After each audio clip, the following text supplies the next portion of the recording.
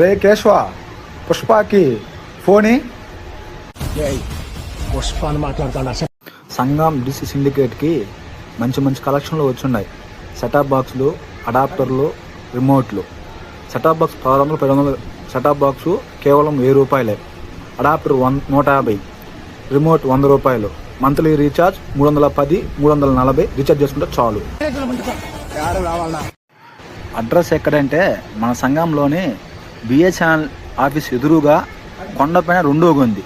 Dish room అంటే చిన్న పిల్లడని చెప్తాడు.